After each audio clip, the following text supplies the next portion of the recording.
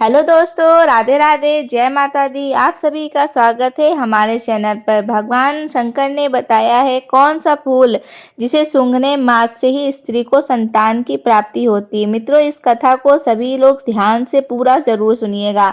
माता भंगिनी इस कथा को ध्यान से पूरा सुनती है, उन्हें निश्चित रूप से भगवान शिव की कृपा से मन चाहे फल की प्राप्ति होती है। तो चलिए अति विलंब करते हुए हम इस कथा को शुरू करते हैं। इस कथा को आप सभी पूरा सुनकर जरूर जाइएगा। एक समय की बात है, भगवान शिव जी कैलाश पर्वत पर ध्यान मगन होकर बैठे हुए थे। तभी उनके पास आदिशक्ति माता पार्वती आती हैं। उन्हें प्रणाम करके उनके समीप व्याकुल मन से बैठ जाती हैं।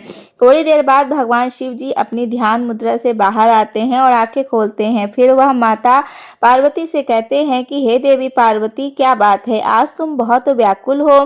तभी माता पार्वती कहती हैं कि स्वामी, आज मैं जब पृथ्वी लोक पर दृश्य देख रही थी तब मैंने एक अद्भुत दृश्य देखा, जिसे देखकर मेरा मन विचलित हो उठा है और मेरे हृदय में ममता की मोह जागृत उठी है। माता पार्वती की यह बात सुनकर भगवान शिव जी बोले, देवी पार्वती, आज आपने पृथ्वी लोक पर ऐसा कौन सा दृश्य देख लिया है जिसे देखकर आपका मन व्याकुल हो उठा है? आप हमें निसंकोच होकर बताएं। तभी माता पार्वती कहती है, नाथ, पृथ्वी लोक पर उज्जैन नगर में आपका एक अत्यंत ही सुंदर मंदिर है। उस मंदिर में आपकी पूजा के लिए लाखों भक्त आते हैं। हे प्रभु, उस मंदिर में मैंने देखा एक स्त्री पुत्र प्राप्ति के लिए आपकी पूजा कर रही थी और जोर जोर से विलाप कर रही थी। ऐसा हृदय विदारक दृश्य देखकर मेरा हृदय करुणा से भर गया है। हे प्रभु, जिन माता पिता की कोई संतान नहीं है, उन जिनकी गोद एक पुत्र के बिना सूनी है, ऐसे माता पिता की गोद कैसे भर सकती है और किस प्रकार से उन्हें पुत्र प्राप्ति की हो सकती है? प्रभु कृपा आप मेरे इस प्रश्न का उत्तर देकर मेरे इस व्याकुल मन को शांत करिए। मित्रों, आदिशक्ति माता पार्वती प्रश्न सुनकर भगवान शिव जी से कहती हैं, हे देवी, आज आपने संसार की माताओं के कल्याण के लिए अत्यंत ही सुंदर प्रश्न पूछा है। हे देवी, आज मैं तुम्हें एक ऐसे अद्भुत फूल के बारे में बताऊंगा जिसे सूंघने मात्र से ही स्त्री को पुत्र की प्राप्ति हो जाती है। तभी माता पार्वती कहती हैं, हे प्रभु, वह कौन सा फूल है जिसे सूंघने मात्र से ही निसंतान माता को संतान की प्राप्ति हो जाती है और उस फूल को किस प्रकार के से प्राप्त किया जा सकता है? तभी भगवान शिव जी कहते हैं, देवी, यह सब जानकारी मैं तुम्हें एक छोटी सी कथा के माध्यम से बताऊंगा, जिसे सुनने के बाद आपको आपके प्रश्न का उत्तर मिल जाएगा। मित्रों, कथा प्रारंभ करने से पहले आप सभी से निवेदन है कि इस कथा को प्रारंभ से अंत तक अवश्य सुनिएगा, तभी आपको इस कथा को सुनने का लाभ प्राप्त होगा। मित्रों, मैं आपको आदिशक्ति माता पार्वती प्रार्थना करता हूँ, जो भी इस कथा को श्रवण कर रहे हैं और आप उनके सभी मनोरथ पूर्ण करना, उन पर अपनी कृपा दृष्टि सदा बनाए रखना। मित्रों, भगवान शिव जी कथा प्रारंभ करते हुए कहते हैं, हे देवी, अनेकों वर्ष पहले की बात है। एक गांव में दीना नाम का एक साधारण सा किसान रहता था। उस किसान की 3 बेटियां थी। किसान ने जैसे ही तैसे करके 2 बेटियों का विवाह कर दिया था और सबसे छोटी बेटी, जिसका नाम विमला था, उसका अभी विवाह नहीं हुआ था। विमला बहुत ही सुंदर और समझदार थी। विमला भगवान शिव की अन्य भक्त थी। वह प्रतिदिन उनकी पूजा आराधना करती थी। आगे भगवान शिव जी कहते हैं, देवी पार्वती, किसान ने जिन 2 बेटियों का विवाह किया था, उन दोनों बेटियों को पुत्री ही थी, उन्हें कोई पुत्र नहीं था। किसान की सबसे छोटी बेटी विमला अभी तक शादी नहीं हुई थी। किसान इस बात को लेकर बड़ा ही चिंतित रहता था। अभी तक दोनों बेटियों का कोई पुत्र नहीं हुआ है। लगता है कि हमारी छोटी बेटी को भी कोई पुत्र नहीं होगा। यह सोचकर वह उदास हो जाता है और मन ही मन सोचता रहता है कि जिस प्रकार से मुझे किसी पुत्र की प्राप्ति नहीं हुई है, उसी प्रकार से मेरी बेटियों को भी भाग्य में पुत्र प्राप्ति का सुख नहीं लिखा है। फिर उस इंसान ने अपनी बेटी की ओर देखते हुए सोचने लगा, विवाह होने के बाद अगर उसे भी पुत्र की प्राप्ति नहीं हुई तो मैं लोगों को क्या मुंह दिखाऊंगा? लोग पता नहीं क्या मेरे बारे में सोचेंगे। वह किसान जब भी खेतों में काम करने जाता तो वह अपनी मदद के लिए अपनी सबसे छोटी बेटी विमला के साथ लेकर ही जाता। एक दिन किसान जब खेत में काम कर रहा था तो गर्मी के कारण उसने अपने कुछ वस्त्र उतारकर खेत के किनारे रख दिए और खेत में काम करने लगा। जब उसका काम खत्म हो गया, किसान ने अपनी बेटी विमला से कहा, अरे बेटी विमला जाओ, वह मैंने जो वस्त्र रखे हैं उन्हें लेकर आना जरा। किसान के कहने पर वह कपड़े लाने चली जाती है। तभी उसने देखा कि उसके पिता के कपड़ों पर एक सांप कुंडली मारकर बैठा हुआ था। वह उस सांप को उठाना नहीं चाहती थी, इसलिए वह वापस आने पे पिता के पास गई और उसे बताया, पिताजी आपके कपड़ों में के ऊपर एक सांप कुंडली मारकर बैठा है। अब आप ही बताइए मुझे क्या करना चाहिए। अपनी बेटी की बात सुनकर उस किसान ने अपनी बेटी की से कहा, बेटी उस सांप को वहां से उठाकर सावधानी से फेंक देना और मेरे कपड़े लेकर आना। इतना कहकर वह किसान खेत में घर की तरफ चल देता है। मित्रों, आगे की कथा सुनाते ही भगवान शिव जी कहते हैं, देवी पार्वती उस लड़की ने अपने पिता की बात मानकर उस सांप के पास गई और बहुत ही मधुर स्वर में कहा, नागराज सर्व देवता, क्या आपको आराम करने के लिए कोई मुलायम बिस्तर चाहिए, जगह चाहिए। विमला के मुख से यह बात सुनकर वह सांप बहुत ही मैत्रीपूर्ण आंखों से विमला की ओर देखने लगा। उस सांप को देखकर विमला समझ गई कि यह कुछ कहना चाहता है। फिर वह उस सांप के भाव को समझ गई और उसने उसलिए घास फूस इकट्ठा करके एक आसन बना दिया और उसके ऊपर ही सांप को बैठा दिया और फिर उस सांप से कहा, नागराज अब आप इस मुलायम जगह पर विश्राम करो। इतना कहकर किसान की बेटी अपने पिता की वस्त्र लेकर घर की ओर जाने लगती है। तभी उस सांप ने विमला से कहा, हे सुंदरी, क्या तुम प्रतिदिन मेरी सेवा में आना चाहोगी? मैं जानता हूँ तुम्हारे पिता बहुत ही गरीब हैं। वह मुझे दूर फेंकवाना चाहते थे क्योंकि उन्हें उनके कपड़े मिल सके। सुंदरी, तुम बहुत ही साफ हृदय वाली लड़की हो, मैं तुम्हें पसंद करता हूँ। यदि तुम प्रतिदिन मुझे अपने साथ घुमाने ले चलोगी, मैं तुम्हें बदले में बहुत सारा धन दूंगा। फिर उस सांप ने अपनी सच्चाई किसान की बेटी से बताई। उसके बाद, हे सुंदरी, मैं एक राजकुमार हूँ। साधु महात्मा के शाप के कारण मैं 3 वर्ष के लिए सांप बन गया हूँ। यदि तुम 3 वर्ष तक मेरी सेवा करोगी तो मुझे इस सांप से छुटकारा मिल जाएगा और फिर राजकुमार बनते ही मैं तुम्हारे साथ विवाह भी कर लूँगा। उस सांप की बात को मानकर हामी भर दी और फिर विमला उसे प्रतिदिन घुमाने के लिए तैयार हो गई और उस सांप से बोली, राजकुमार, मुझे आपकी शर्त मंजूर है। आप जैसा बोल रहे हैं आप अब मैं वैसा ही करूंगी। इतना कहकर उस सांप को वचन देकर अपने घर चली आई और अगले दिन सुबह उठकर वह अपने पिता के पास गई और बोली, पिताजी, मैंने हर प्रकार का कहना मानती हूँ आई हूँ, अपितु मैंने अपनी आपकी ओर गरीबी देखी है। मैं काफ़ी समय से घर पर रह चुकी हूँ और अब मैं दुनिया में अपनी किस्मत आजमाने जा रही हूँ। कृपया आप मुझे जाने की अनुमति दें। अपनी बेटी की यह बात सुनकर किसान को गुस्सा आ गया और वह अपनी जवान बेटी को कहीं जाने नहीं देना चाहता था, इसलिए उसने अपनी बेटी को जाने की अनुमति नहीं दी। लेकिन किसान की बेटी विमला अपने पिता से जिद करके घर से बाहर निकल गई और उस सांप से मिलने चल जाती है, क्योंकि उस सांप ने वादा किया था कि थोड़ी देर बाद वह सांप के पास जा पहुंची। विमला को देखकर वह सांप बहुत प्रसन्न हुआ और बोला, अब तुम आ गई हो तो मुझे थोड़ा इधर उधर घुमाने के लिए ले चलो। फिर किसान की लड़की ने वैसा ही किया। उसने उस सांप को अपने साथ लिया और उसे घुमाने के लिए चल देती है। उस सांप को घुमाने के बाद जब उसे लेकर वापस जंगल में आती है तो वह देखती है उसके सामने एक शानदार महल जंगल में अचानक से प्रकट हो गया। उस महल में एक बड़ा सा कमरा था जिसमें एक बड़ी ही मेज थी और उस तरह तरह के खाने के व्यंजन से सजी हुई थी। इस प्रकार का खाना उस किसान की बेटी ने अपने पूरे जीवन में काल में कभी देखा ही नहीं था। फिर तो किसान की लड़की ने भर पेट खाना खाया और खाना खाते ही वह सोने के लिए चली गई, बिस्तर पर चली गई और फिर रोजाना हर दिन वह हर 1 घंटे 1-2 घंटे नाक के को अपने साथ रखती।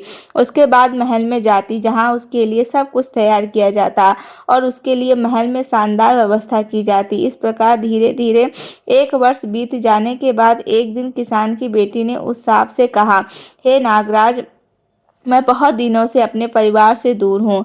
अब मुझे उन्हें एक बार मिलना है। विमला की बात सुनकर उस सांप ने विमला को उनके माता-पिता से मिलने की अनुमति दे दी और कहा अगले दिन वापस लौट आना। इस प्रकार किसान की लड़की ने अपने पिता और अपनी दोनों बहनों के लिए सोने चांदी के आभूषण और अन्य बहुमूल्य सामान लेकर अपने घर की तरफ चल देती है। कुछ समय बाद जब वह इतना सारा धन लेकर पिता के पास पहुंची तो उसके पिता उसकी बहनें उतना सारा धन देकर आश्चर्यचकित रह गईं और वह सब जानना चाहते थे कि इतना सारा धन इसे कहाँ से मिला है, इसका मालिक कौन है। लेकिन उस लड़की ने उन्हें कुछ भी नहीं बताया क्योंकि उसने सांप से विमला से को यह बात बताने से मना किया था। मित्रों, किसान ने सच्चाई जानने के लिए विमला के कई बार पूछा लेकिन विमला ने अपने पिता को कुछ नहीं बताया। तभी किसान को क्रोध आ गया और उसने विमला को बहुत मारा पीटा। इतना मार खाने के बाद भी उसने कुछ भी नहीं बताया। अगले ही दिन सुबह होती ही विमला उस सांप के पास वापस जंगल में चली जाती है। फिर उस सांप को हर दिन 1-2 घंटे घुमाने ले जाती रही। इस प्रकार दूसरे वर्ष अंत में एक बार फिर वह अपने पिता और अपनी बहनों से मिलने गई। इसी प्रकार तीसरे वर्ष के अंत में भी मिलने गई। जब किसान की लड़की तीसरी बार उस सांप को छोड़कर एक अपने पिता और अपनी बहन से मिलने गई तो जाने से पहले सांप ने विमला से कहा था, तुम आज ही लौट आना, कल तक अपने पिता के घर मत रुकना। सांप की बात सुनकर वह लड़की उसे वचन देकर उस सांप को छोड़कर चली गई। और उधर जब वह लड़की अपने पिता के पास पहुंची तो उसके पिता और उसकी बहनों ने इस बात पर जोर दिया कि धन वह अपने साथ लेकर आती है, उसका असली मालिक कौन है, तो किसके यहाँ पर काम करती है। अपने पिता और बहनों से पूछने पर विमला ने उन्हें कुछ भी नहीं बताया। इस बात से उसके पिता को फिर गुस्सा आ गया और उसने विमला को एक कमरे में ले जाकर बंद कर दिया। जैसे तैसे करके विमला कमरे से बाहर निकली और भागते हुए जंगल में जा पहुंची। लेकिन जब तक वह घर से जंगल में लौटी तब तक बहुत देर हो चुकी थी। वह सांप अब वहां पर नहीं था। वह घबरा के इधर उधर सांप को खोजने लगी। उसने जंगल में सभी जगह देखा किंतु उसे वह सांप नहीं मिला और जिस महल में वह सांप के साथ रहती थी वह भी गायब हो चुका था। मित्रों, जब वह अपने पिता के घर गई तो उसी दिन उस सांप के 3 वर्ष पूरे हो गए थे और वह सांप फिर से राजकुमार के रूप में बदल गया था। वह अपने राज्य को वापस चला गया। इधर उस सांप को जंगल में न पाकर विमला बहुत दुखी होती है और अपनी दोनों बहनों और पिता को कोसने लगती। आज अगर मेरे पिता और बहनों ने मुझे बंदी नहीं बनाया होता तो नागराज राजरूपी राजकुमार से मेरा हमेशा के लिए होते। फिर वह अपने मन में निर्णय लेती है कि वो सांप को खोज कर ही रहेगी, चाहे जो हो जाए। मित्रों, इतना सोचकर वह सांप को खोजने के लिए चल देती है। उस सांप को ढूंढते ढूंढते उसे जंगल में एक झोपड़ी मिलती है। वह उस झोपड़ी के पास पहुंचकर आवाज लगाती है। तभी उसके अंदर से एक बुढ़िया निकलकर बाहर आती है। विमला ने उस बुढ़िया से रात रुकने के लिए आश्रय मांगे, उस बुढ़िया को सारी बात बताई। फिर बुढ़िया ने उसका बहुत प्रेम से स्वागत किया, उसे रहने के लिए आश्रय दिया। अगले दिन जब उस बुढ़िया ने विदा लेकर जाने की लगी तो बुढ़िया ने विमला को 3 सेब दिया और बताया, पहले सेब में एक सोने की थाली है, दूसरे सेब में सोने की अंगूठी है और तीसरे सेब में एक नवरत्नों से जुड़ित हार है। उसने सेब देते हुए आगे रास्ता उसका किसान की बेटी को बता दिया जिससे कि वह राजकुमार तक पहुंच सके। उसके बाद विमला ने उस बूढ़ी औरत का धन्यवाद किया और वहां से आगे बढ़ गई। इस प्रकार किसान की लड़की तीनों सेब लेकर आगे निकल पड़ी। चलते चलते उसे रास्ते में एक बर्फ का पहाड़ मिला। उस बर्फ को देखकर वह भयभीत हो गई। उसे समझ में नहीं आ रहा था कि कैसे इस बर्फ के पहाड़ को पार करे। तभी उसे कुछ ही दूरी पर एक लोहार दिखाई दिया।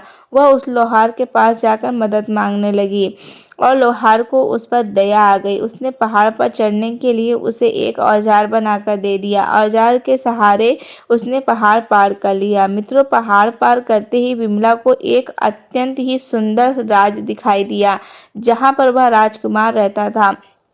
मित्रों, यह उसी राजकुमार का राज था जो श्राप के कारण सांप बना हुआ था, जिसे विमला प्रतिदिन जंगल में घुमाने ले जाती थी। इधर उधर राजकुमार जो था पहले से ही विवाहित था। उसकी एक खूबसूरत पत्नी थी। मित्रों, आगे भगवान शिव जी कहते हैं कि देवी उस राजकुमार को सांप से मनुष्य बने हुए कई वर्ष बीत गए थे, इसलिए वह उस किसान की लड़की विमला को भूल गया था।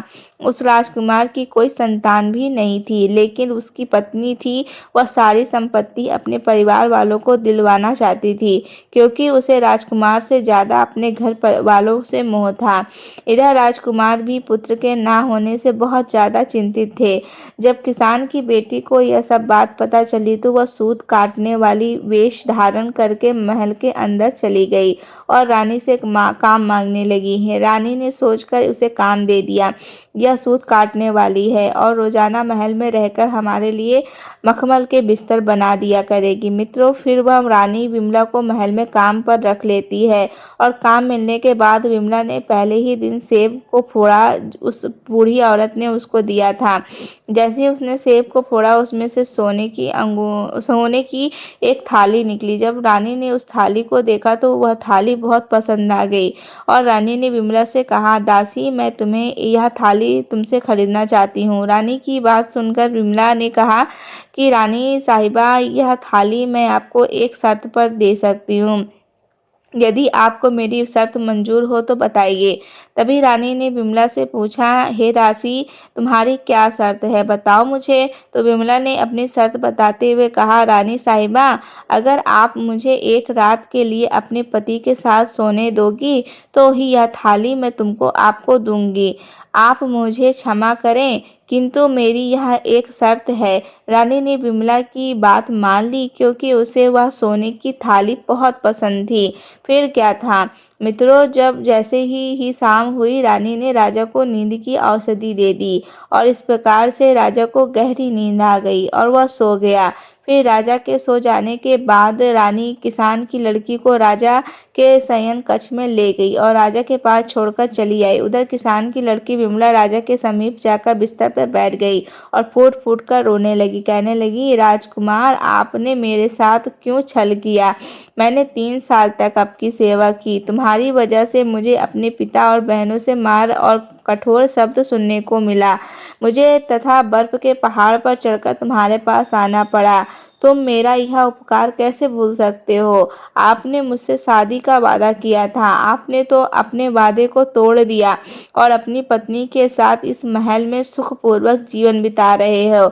आपने मेरा बिल्कुल भी इंतजार नहीं किया। आपने बस, मैं तो आने ही वाली थी। राजकुमार नींद में था, क्योंकि रानी ने उसे नींद की औषधि खाने में मिलाकर दी थी, ताकि वह उस किसान की लड़की से बात ना कर सके। इस प्रकार से किसान की लड़की अपनी बात बोलती रही, मगर राजकुमार सोता रहा और उसकी किसी भी बात का जवाब नहीं दिया। किसान की लड़की विमला यह सोच रही थी कि राजकुमार मेरी बात को सुन रहा है, लेकिन कोई जवाब नहीं दे रहा है। और इस प्रकार राजकुमार से बात करते करते सुबह हो गई। सुबह होते ही रानी राजकुमार के कक्ष में आई और विमला को शयन कक्ष से बाहर ले गई। मित्रों, वह राजा इतनी गहरी नींद में था कि उसे कुछ भी समझ में नहीं आया।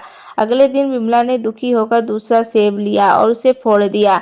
उसमें से हीरे की अंगूठी निकली। देखने के बाद बहुत ही सुंदर थी। जब रानी ने उस अंगूठी को देखा तो उसके मन में लालच आ गया और उसने विमला से उसे बेचने के लिए कहा। तभी विमला ने फिर रानी से सामने शर्त रखी। रानी ने विमला की शर्त मान ली। उसे ले जाकर राजकुमार के पास कक्ष में छोड़ दिया। सब कुछ पहली रात की तरह ही हुआ।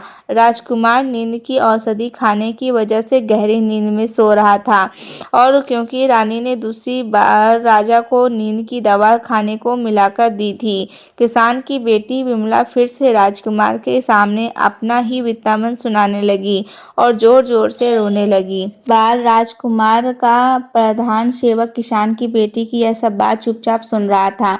अगले दिन जब सुबह हुई तो राजकुमार से प्रधान सेवक ने राजकुमार को रात में उसके साथ हुए सारे किस्से को सुना दिया। यह बात सुनकर राजकुमार को बहुत आश्चर्य हुआ। उसने अपना किया हुआ वादा याद आ गया और फिर राजकुमार ने सोचा मुझे उससे मिलना चाहिए। मित्रों, उधर सुबह होते ही रानी विमला को अपने साथ लेकर अपने कक्ष में चली गई थी। थोड़ी देर बाद विमला ने उस बूढ़ी औरत के द्वारा दिया हुआ तीसरा सेब फोड़ा तो उसमें से एक चमकता हुआ नवरत्न से जड़ित हार निकला। रानी ने जब वह नवरत्नों से जड़ित हार देखा तो उसे लालच आ गया। उसने विमला से कहा यदि वह उसको यह नवरत्न से जड़ित हार दे दे तो वह इस रात में उसे राजा के साथ सोने देगी। रानी की यह बात विमला ने मान गई और जब शाम हुई तो रानी ने राजकुमार के लिए खाना परोसा। लेकिन इस बार राजा ने खाना नहीं खाया क्योंकि राजा को पता चल गया था कि उसके खाने में नींद की औषधि मिली हुई है। राजा ने खाने को नाटक किया ताकि रानी को उस पर कोई शक न हो। उसके बाद राजा उठकर अपने शयन कक्ष में चला गया और चुपचाप नाटक करके लेट गया। थोड़ी देर बाद रानी विमला को अपने साथ राजकुमार के शयन कक्ष में लेकर आई और उसे छोड़ के चली गई। विमला उदास होकर राजा के बिस्तर के पास में गई और वहीं पर खड़ी होकर रोने लगी और कहने लगी, राजकुमार, आपने मेरे साथ ऐसा क्यों किया? मैंने तो 3 वर्ष इन तक निस्वार्थ भाव से आपकी सेवा की थी। मुझे अपने पिता और बहनों से मार और कठोर शब्द मिले। आपसे मिलने के लिए मुझे बर्फ के विशालकाय पर्वत को पार करना पड़ा। साथ ही आपको ढूंढने के लिए जंगलों में इधर-उधर भटकना भी पड़ा। आप यह सब कुछ कैसे भूल गए? आप यहाँ अपनी पत्नी के साथ महल में बहुत सुखपूर्वक जीवन जी रहे हो और आप मेरा क्या होगा?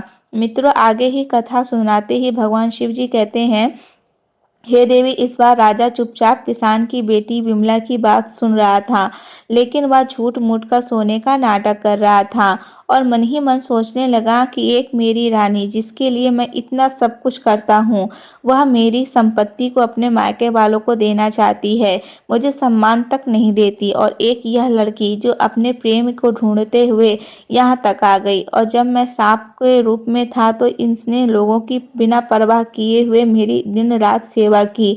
मित्र, ये सब सोचकर राजकुमार ने अपनी आंखें खोली और विमला को गले से लगा लिया। उसे दरबार में ले जाकर सबके सामने अपनी पत्नी के रूप में अपना लिया। उसके बाद किसान की बेटी विमला से पूरे विधि विधान से विवाह किया, खुशहाल जीवन व्यतीत करने लगा। फिर एक दिन राजा के महल में एक सन्यासी महात्मा भिक्षा मांगने के लिए आए। विमला ने सन्यासी महात्मा का बहुत आदर सत्कार किया, उन्हें भोजन कराया और अन्न दान किया। विमला की सेवा भक्ति को प्रसन्न होकर साधु महात्मा ने कहा, हे पुत्री, मैं तुम्हारी सेवा भक्ति से बहुत प्रसन्न हूँ, मांगो, तुम्हें क्या चाहिए?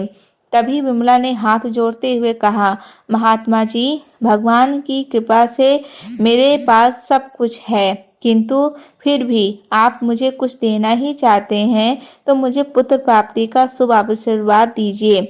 विमला के पूछने पर साधु महात्मा ने कहा, हे पुत्री, तुम चिंता मत करो।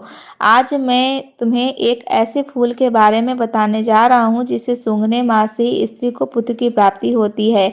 आगे सन्यासी महात्मा ने कहा, हे पुत्री, इस फूल को सूंघने से जो भी स्त्री मासिक धर्म पर पूरा होने के बाद सूंघ लेती है, उसे सूंघने के बाद अपने पति के साथ मिलन करती है और गर्भ धारण करती है, उसे निश्चित ही गुणवान एक भाग्यवान पुत्र की प्राप्ति होती है। आगे साधु महात्मा ने किसान की बेटी विमला से कहा, बेटी, बगीचे के पूर्व दिशा में धतूरे का एक पेड़ है, उसमें धतूरे का फूल लगे हुए हैं जो भगवान शिव जी को अत्यंत प्रिय है।